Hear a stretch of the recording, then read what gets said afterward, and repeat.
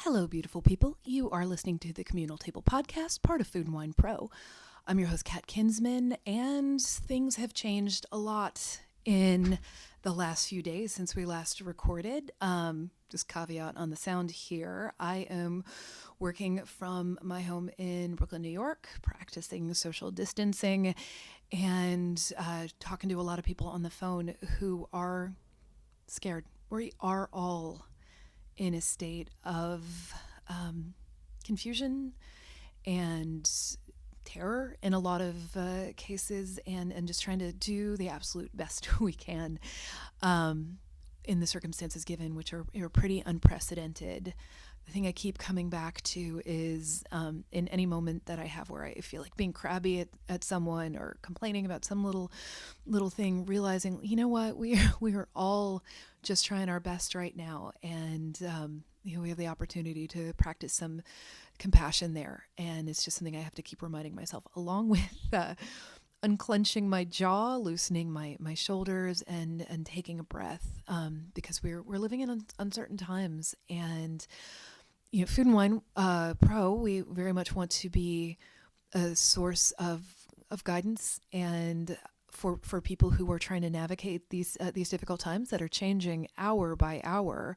The recommendations that we are being given community by community and on a federal level are changing constantly. We're updating the website as best we can, and we'll put something up, and an hour or two later, things have changed. So please bear with us during this time.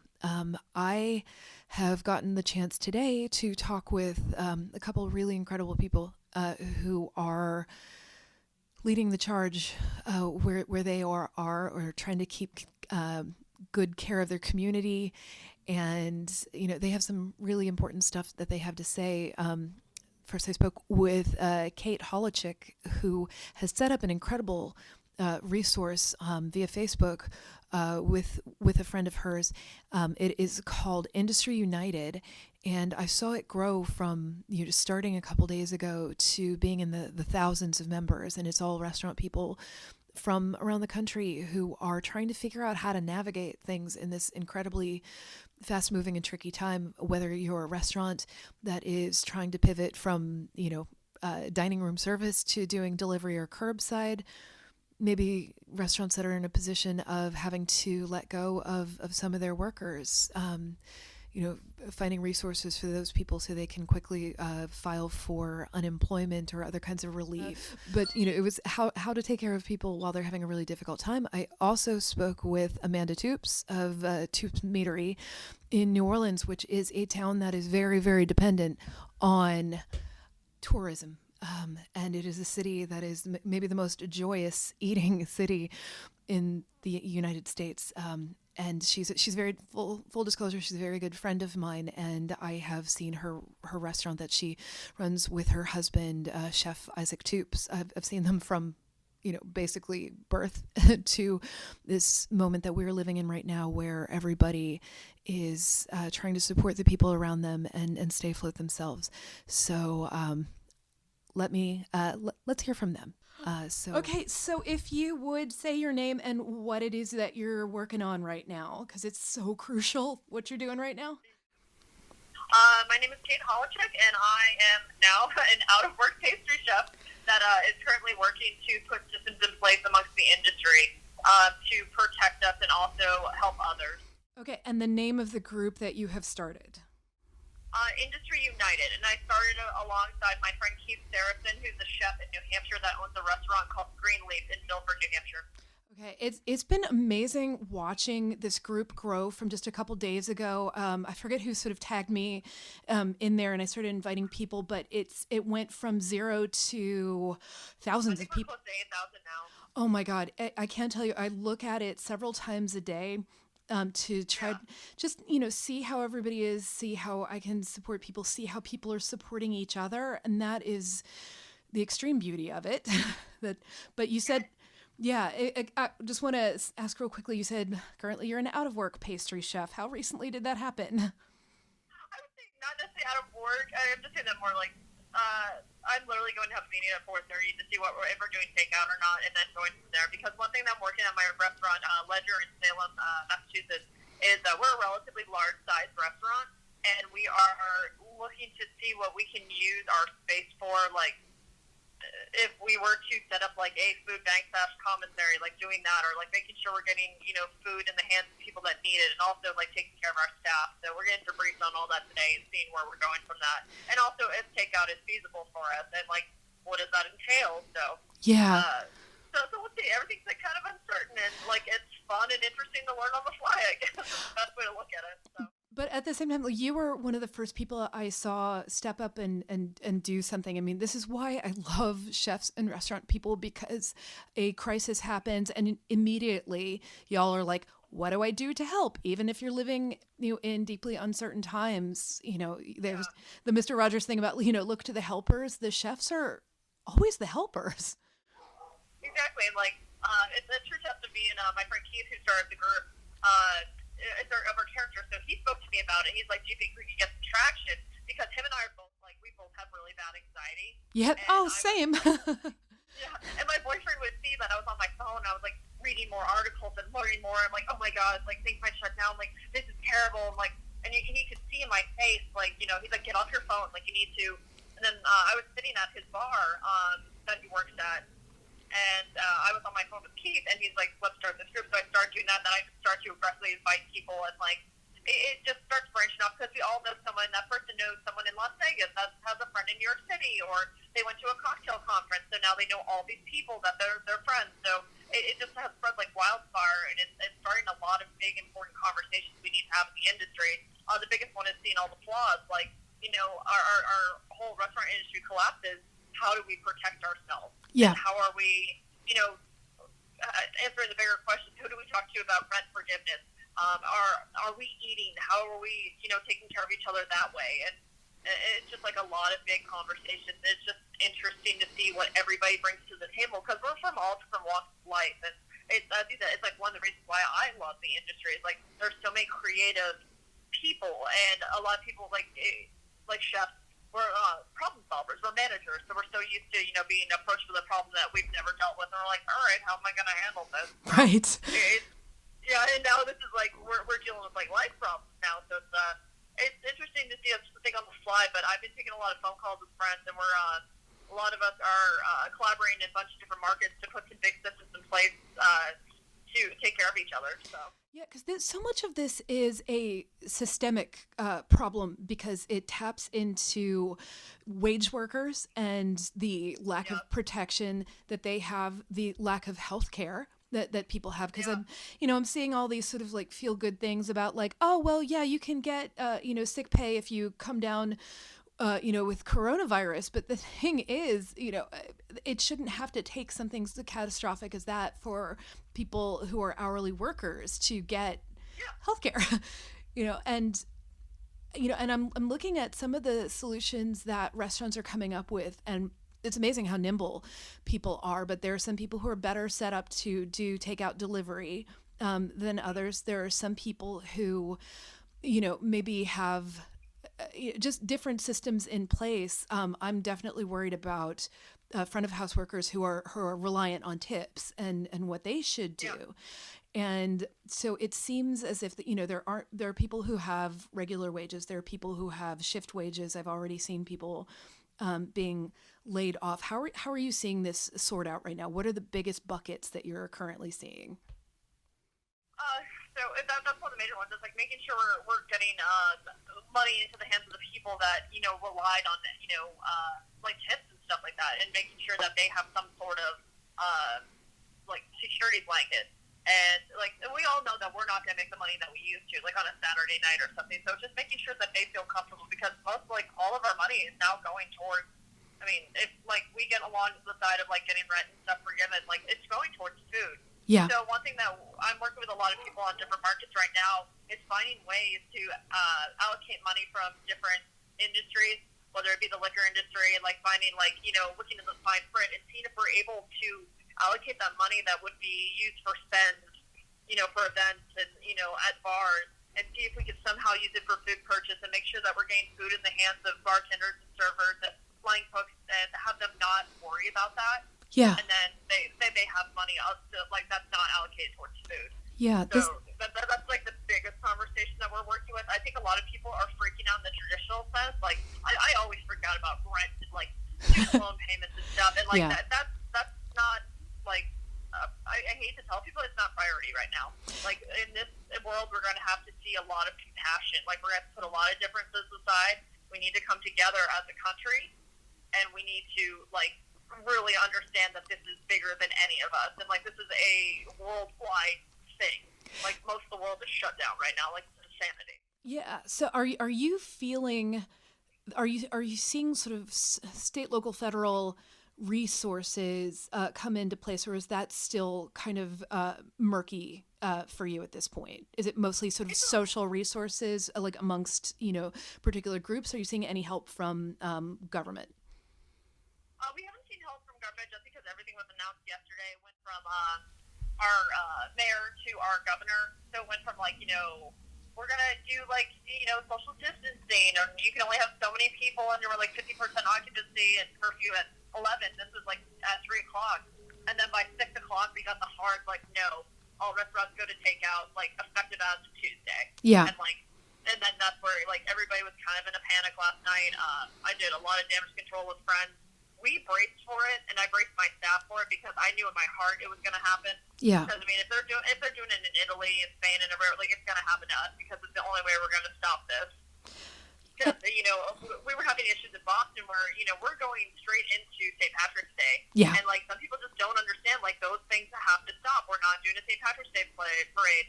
And we're seeing bars in Southie over occupancy because they're treating it like, it's just another day. Like, oh, it's not going to affect me. It's like, yeah, and you're in a room full of 250 people, but one of them has the coronavirus, and let's say they didn't wash their hands. Like, you're infecting a large group of people. It just makes it worse. So, yeah, we've definitely been seeing it firsthand. So, yeah, I mean, New York, where I am right now, we're recording this from my lockdown apartment in Brooklyn, New York right now. So, again, I'm going to sort of lampshade this at the top of the, podcast that we're putting it out there. If sound isn't as, good as usual, we're trying our best here. So if I am a suddenly laid off person in the service industry who comes to you upset, like, what would you tell me if I'm a front of house person, a back of house person, or something whose restaurant has gone to take out or closed, and there isn't really a role for me? What would be the best thing I could do right now? Basically, it's just, like, being smart about it and getting your ducks in a row. So, make sure that you have all the verbiage you need to file for unemployment. Make sure that you're having the important conversations, as in, like, talk to your landlord and, like, be honest with them. Be like, this is the situation. I'm going to be tight on money, like, for a little bit. Like, can I at least get this month's rent forgiven? Like, the big overhead. If they're still able to take phone calls, call your student loan companies. And I know there's no interest rates, but just make sure you can put your payments on hold and just, like, get all the financial burden off you, because that's where all the stress is coming from. Yeah. Most people, that's why we have these jobs. And, the restaurant industry, like, sometimes doesn't pay that well, especially line cooks and whatnot. And that's a bigger conversation for another day. But, now they have even more to panic about. So if you can get those in, like, a row, then you can start attacking other things. Like, do I have enough food? Like, I need to budget what money I do have until I get on an unemployment. So it's literally a day-by-day, almost hour-by-hour assessment. Yeah. And I also stress a lot to my friends, like, take care of yourself. It's easier said than done. It's easy to get in your head, but have some practices, that you have in your home. And just make sure that you're having normal semblance of life. Like, make sure that you're eating breakfast. Like, take a few minutes, shut off your phone, or like, at least have it close by if you're waiting for phone calls and stuff from friends. But, like, don't be looking at the internet, like, every 5 seconds. Like, I did it last night. I watched some good trash TV with my boyfriend. Like, just to take your mind off it. Yeah. Just to get away. We opened a nice beer together. Like, checking on your friends.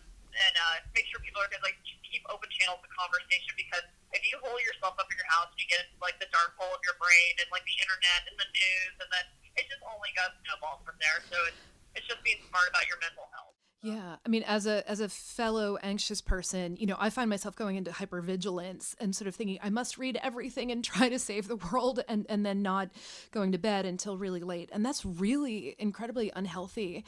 So, I've tried to personally put in some practices. The Calm app, has a bunch of free stuff right now, as does Headspace.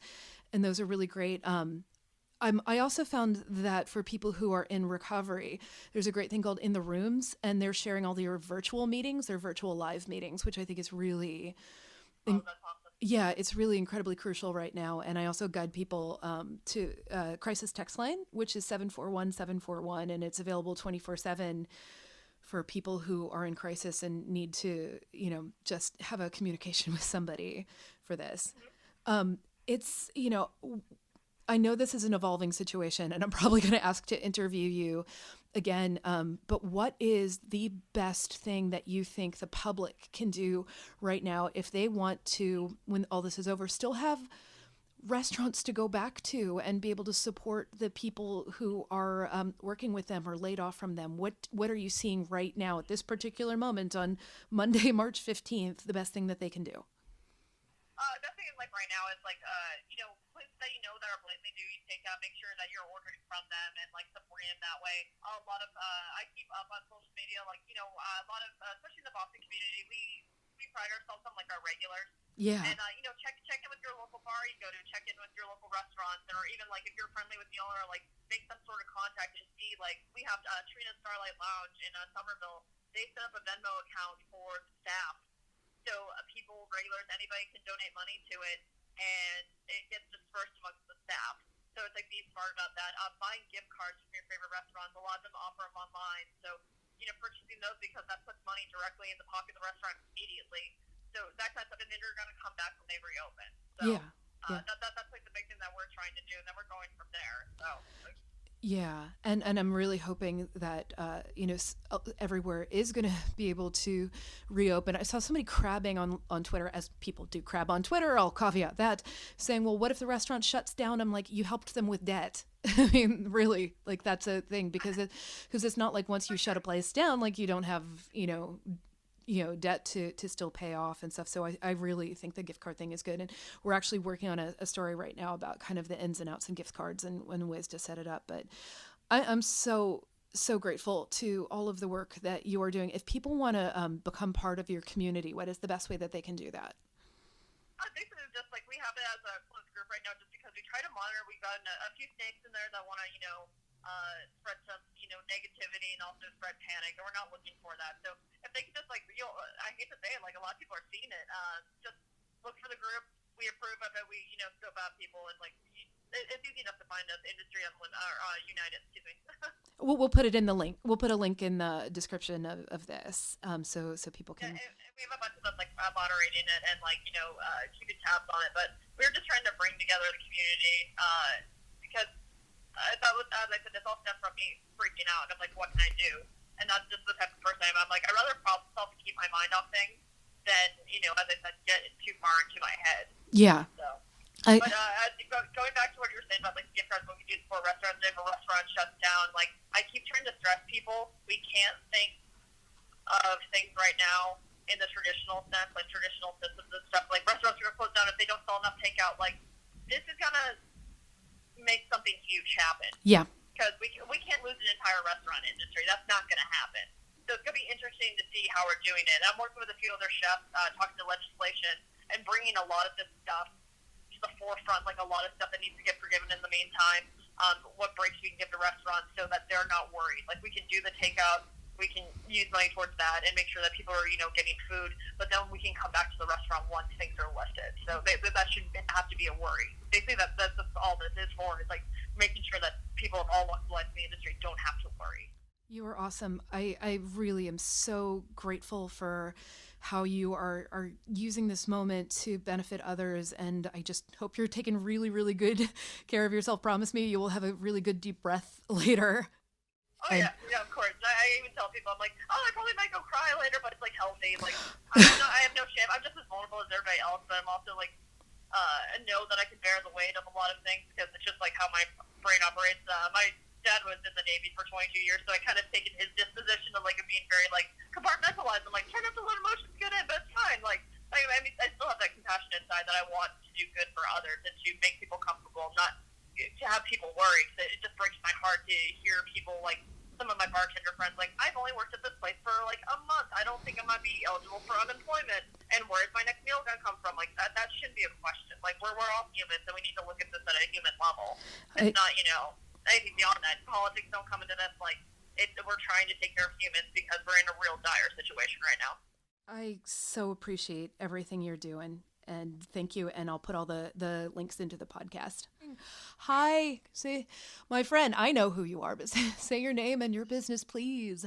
Hello, my name's Amanda Toups. My husband Isaac Toups and I own Toups Meatery in beautiful New Orleans, Louisiana. Where some stuff happened today. Can you tell me about what's going on? A whole lot of stuff happened today. So we've been sort of dealing with this minute by minute, like the rest of the country has, but we are now, the virus is spreading per capita here so quickly that we are now pretty much on a lockdown. All the restaurants are allowed to only do curbside delivery and to-go foods now. And like I said, it's changing minute by minute. Like yesterday afternoon, it was, they wanted us to go to half capacity. Before that, it was like, just follow, washing your hands. Which you do anyway. Yeah.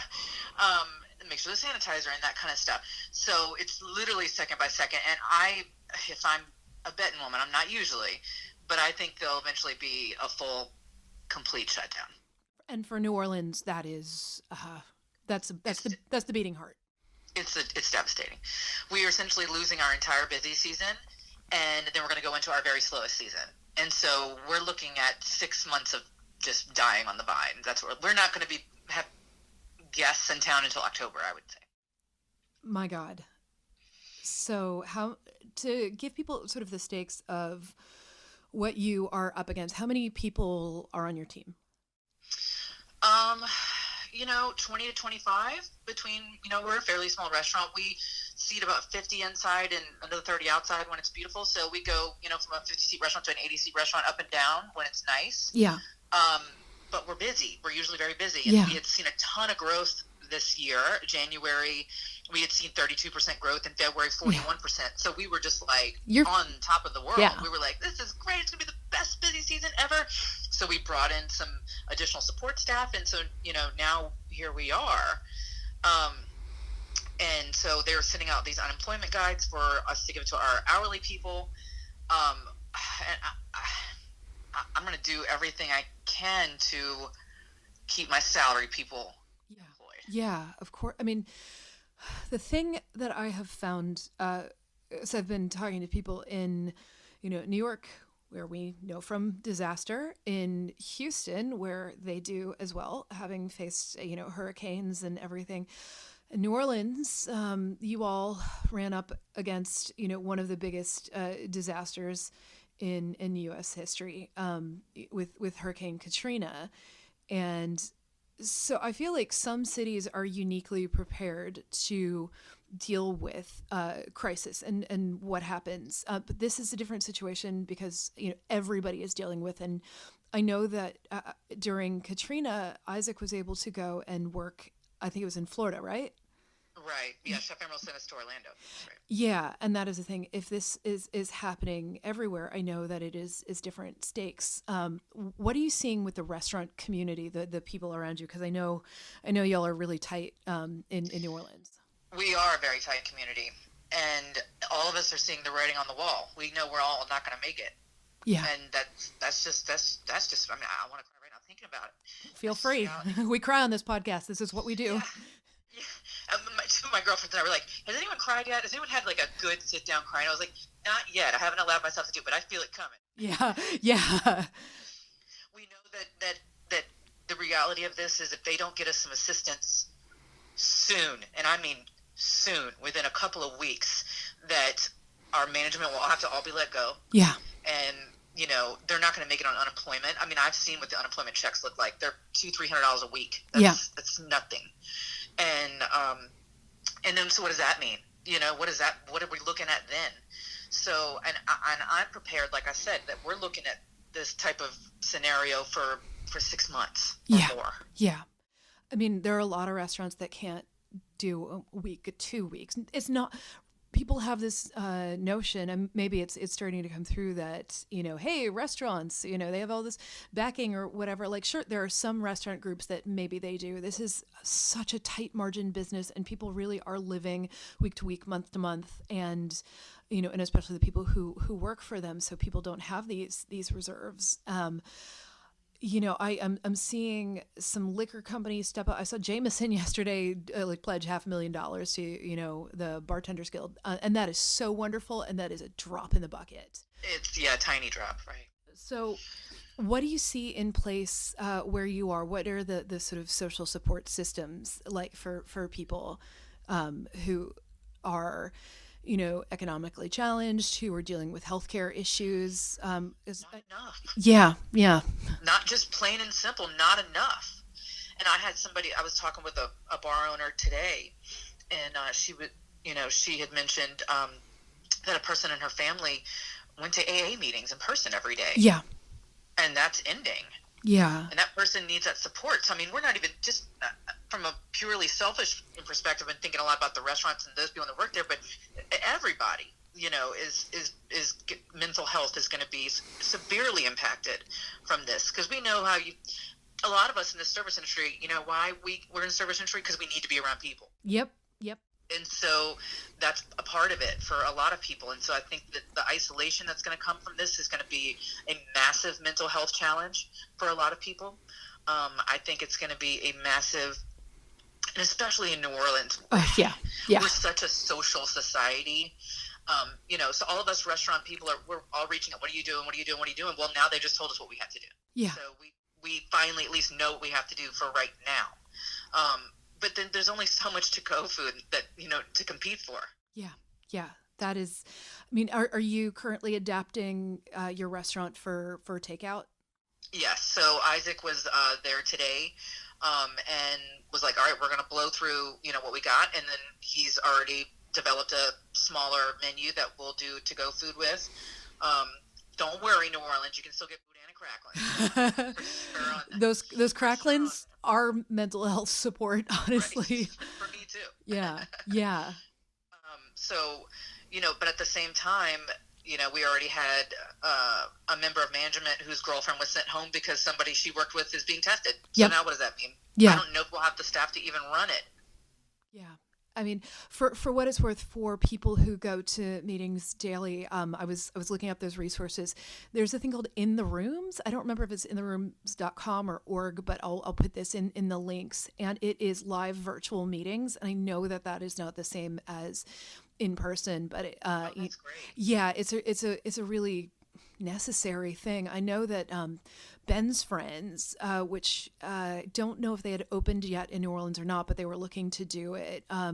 They were doing in-person meetings as long as they can in their various cities. And then I was texting with Steve Palmer, one of the founders of it, last night, and he was like, we're chefs and restaurant people. We're an ornery bunch, and we're going to figure out how to go virtual if need be. I mean, New Orleans to me, so full disclosure for anybody who's listening to this, Amanda is a very dear friend of mine.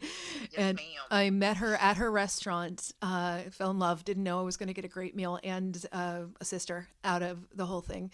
And we got lucky. What a day. That was a really good day. Thank you, Puppy Tooker.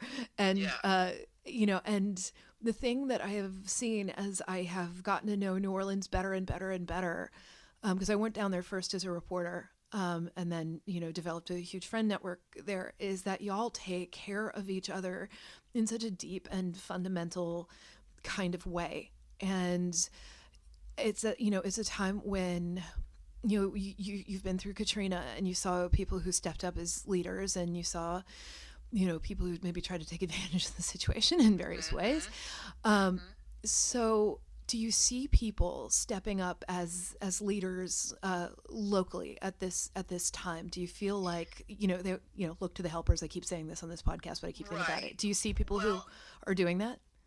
Not yet, because we've all been going, all right, we're gonna wait and see, we're gonna wait and see, we're gonna wait and see. Yeah. And so honestly, we were all like, okay, let's try and be as normal as possible for as long as possible. There is no normal. There's no normal. There's no normal. We were like, oh, and then when the schools closed for a month at least, then we were all like, okay, now this affects our workers who are single moms and who need childcare and all of those things. So it's just developed so quickly over the last few days that we kind of, there hasn't been that moment yet. You know, everyone's just trying to take care of what's in house. We're all going, all right, you know, people right around us. And, you know, we have a close network of chef friends that we've all been communicating with, but we're all going, what are you doing? And we've all just said, I'm scared as fuck right now. That's what we're all saying. Because we're now, it's different. We were talking about Katrina, because we're all having flashbacks, of course. Yeah. We were talking about Katrina. Well, we were all the managers and sous chefs during that time. Yeah. And now we're the owners. And it's completely different. You know, it's a whole different level of scary, where if we miss 2 weeks of business, we may lose our entire business that we fought for 8 years. Yeah. Yeah. I mean, that is the thing. And I mean, is there, you know, everybody's going through this right now, and that's sort of the scary, you know, thing. I was trying to refrain from getting too feisty on Twitter last night, which is the place to get feisty, and somebody was sort of, you know, criticizing, like, you know, food media and stuff, and I had to say back to him, like, we're reporting on a situation that we're also going through. And that's the difference. I've been checking in on my reporter friends, because usually we can have some sort of distance. You report the story and you care, and it affects you in a huge way, as if you go home from it. This is the first sort of situation in my lifetime where we're all going through it in the same kind of way. You know, I lived in New York during 9/11. The rest of the country was scared and stuff, but it wasn't the same as living here. You know, we saw people go through Katrina and stuff, but we were sort of remote. This is one of the few times that we've all seen this happen.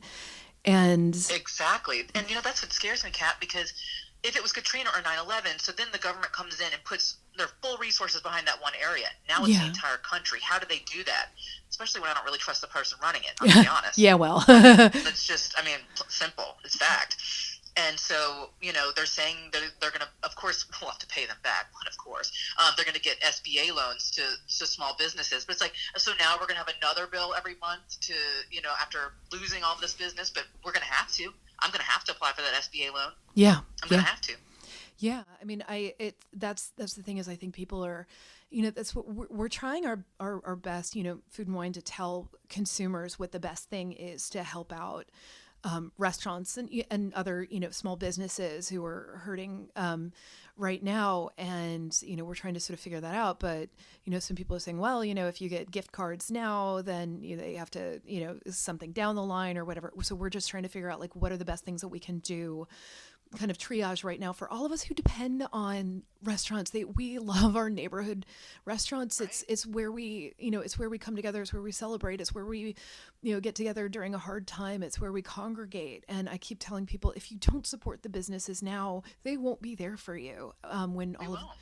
So what in this moment at, you know, afternoon on Monday, March 15th, 2020, what do you see as the best thing that the general public can do to help keep restaurants and the people who work in them afloat? Please, please, please tip when you come in and get that to-go food, and whenever you get your delivery, and tip well if you can. If you're able to, please tip, and please tip well. Mm-hmm. These people are, you know, they're living hand to mouth right now, and it's about to get a lot scarier. Yeah. That is my absolute suggestion. Yeah. Yeah, and I was yelling at you the other day via text. I'm like, do you have gift certificates? And you said, yeah, you know, come in and get one, or talk to our manager. I'm like, put that on the front page of your website. And you reminded me. I can get that on the website. Yeah, a lot of restaurants are finding out that their POS systems actually have a built-in like thing. You just have to sort of activate that part of the POS for gift certificates, and websites do too. Like I know Squarespace has that. You know, and it's just something like a functionality that you have to turn on, and that is a good thing. Yeah, our POS is ready for it. I just hadn't put it on the website to buy online. Yeah, because you didn't have to think about. No, I did. You know, I mean, I know the care that you and Isaac take with your team. I know that your team is family to you, and some of them have become people who I absolutely love and adore, and I want to be able to go into the restaurant and see, Twee's face or Larry's face or, you know, and all of that. And, you know, and I cannot implore enough, you know, people who are listening to this who, you know, are not, you know, everybody's scared, but people who might not be in the industry, to do what you can to, ideally, if you listen to this podcast, because you love people in the industry, and, you know, and just support them as much as you possibly can right now. And, you know, I was talking to Amanda Cohen the other day, and she was like, you know, yes, the gift certificates are great and all that kind of stuff she's like, even if you just want to drop us a line and tell us that you will be back, like, that's amazing. Yeah, exactly. Yeah. And I actually had a woman send me a message. It was really sweet. She said, I'm immune compromised, but Saturday night I came in to the restaurant to have my one last hurrah meal, and I just can't tell you how much it meant to me to see you and Isaac there. Yeah. And I was just like, we're rooting for you. Let's clink a glass soon, you know, stay healthy. Yeah. Yeah. It meant a lot, you know? It really does. That, I mean, I think, you know, we all just have to take care of each other in the most fundamental ways we can. And how are you messaging all of this to your team? Oh, we're in constant email and text message format. So Larry's taking care of all the front of the house people, and Isaac is communicating with all the back of the house, and I'm communicating with Larry and Isaac. So we're just all, you know, moving forward. We're going to sign up for Grubhub. I've never done that. But we're going to sign up for Grubhub and see if it, you know, if it helps. Yeah. If anything helps. Our open table team has reached out to us and said, let us know what you need. Yeah. You know, let us help you market yourselves in this way, because frankly I think it's going to be longer than the April 14th or whatever they said. Yeah. I mean, I think right now we have to plan for indefinite, you know, stuff. And, you know, please know that the second I get the all clear, I'm running down to New Orleans, and I can't. I know we're gonna miss our Easter. Yeah, because we have a tradition of doing that, and, you know, I want to support you and the people who work for you, you know, as much as I can. You know the drum I beat all the time. What are you doing to take care of yourself during this time? Nothing. Yeah. Yeah, that's sorry. Restaurant. I wanted to give you a positive thing, but then I was like, I'm not going to lie to my friend. Yep. And also, I want to say, so many people who work in this business have kids, and if the schools are out, you know, childcare is another hurdle you have to face. And I know, you know, right now you're having to hunker down on a lot of that. And right. We are. This is the terrifying part. So they closed for a month. We're doing distance learning, which is interesting. So like Google Class is happening for Poppy. And, you know, my kids are bilingual, so they're having to learn French and English from a distance. And then Ivy has got another one called, hold on, let me see, what is it called? Anyway, it's another distance learning thing. So that starts Wednesday. So it'll keep them somewhat occupied for a couple hours during the day. Mm-hmm. I'm also lucky enough to have a pool. So swimming, because they're driving me nuts, I'm like, oh, outside. But the CDC has been quietly telling, I've got some friends who are teachers, saying the 1 month isn't long enough. It should be 2. Yeah. And that means then they go right into summer. So we're talking about these kids out of school for 5 months. Wow. Yeah. I mean, New York, it is quite possibly until the end of this school year for right now. And I know childcare has been, you know, a real issue for a lot of people, and definitely a lot of people who work in restaurants. And you know, it's tough times out there, and, you know, I wish I could provide people with concrete answers about stuff. You know, we're all you know, do what we can to change it right now, but, you know, all I can say is, you know, we're going to keep checking in, and, you know, Food One. You know what my hope is? Yeah. And I think that would be the quickest way to get through this is the federal government's got to come through right now. They need to get us the money in hand right now. Let us shut everything down except for groceries and pharmacies, and everyone do like Italy's doing right now. And I think we can get through it in a month, but not with like half-ass measures. Yeah. And I can't not operate and not pay my at least my management. So I've got to do this to go thing so hopefully I can keep my management paid. Yeah. Please tell me you're doing those burgers to go. Because we will be doing burgers to go, and that awesome fried chicken sandwich with crackling some boudin. You know, it actually occurs to me the first time I went to New Orleans, it was as a reporter, but the story I was doing in particular was about how food got New Orleans through a lot, because y'all are the most dining obsessed city I have ever been to in my entire life. And, you know, it is my great hope that all of us who love you and the culture that you are a part of are going to be able to be part of the solution for this too. And let me send my well wishes from isolation to every restaurant worker in America, because we're all going through this right now. Every single restaurant owner is scared in America right now. I don't care how rich you are, and every single server is scared right now, and dishwasher and busser. And I've got a dishwasher that we just got housing. He was homeless when he first started working for us. We didn't even know that. What's going to happen to him? Yeah. So, this is the crisis that we're talking about. And you know what? I hope that we can come out of this situation and have a really, really thoughtful and positive conversation about how we take care of our people after this. Yeah. And what does that mean in America, modern America? Yeah. I mean, I think this is fundamentally going to change the restaurant industry. I know it is going to. There's no think there. There's just, I know it. But also how we treat wage workers and hourly and tipped people. I mean, it's, this is exposing the flaws in our systems more than anything I've ever seen. And, I really hope that we can, come through it as safely as possible, and then take a really good hard look at how we treat the people around us who are the most vulnerable. I couldn't agree more. And I hope that the diners, our guests our patrons that we love and adore and have been with us for 8 years, can take a look at themselves too and go, what are you willing to pay for something? Yeah. Because if I have to pay essentially $2.13 an hour to a server, and you throw down a couple. Now I don't want to minimize it. My servers do very well, but they're scared right now. Yeah. So if I was able to raise their pay in a way, and also my dishwashers and my line cooks in a way that they had some stability, would you be willing to pay $22 for a hamburger? Yeah.